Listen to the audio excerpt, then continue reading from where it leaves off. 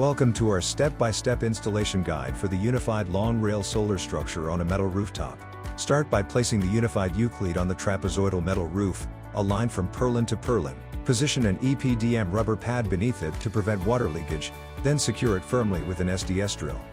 Gently place the long rail onto the unified U-Cleat and secure it with Allen bolts, nuts, and washers, ensuring a tight fit. With the base structure ready, we can now install the solar modules. Begin by sliding rail nuts onto the long rail, spacing them according to your module layout. Carefully place each solar module onto the long rail, aligning it with the rail nuts. Secure the modules using our premium module clamps, along with end clamps and mid clamps, fastening each with Allen bolts and washers. Ensure all connections are tight to prevent any movement or shifting over time. With everything in place, conduct a final inspection to ensure all bolts are tightened and components are securely fastened. This robust setup is now ready to deliver clean, reliable energy, protected from water leakage and built to last. We provide the best quality and technical support you're always looking for.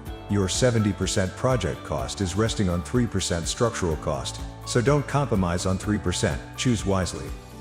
Sunrack Technologies, anchor your investment, safely.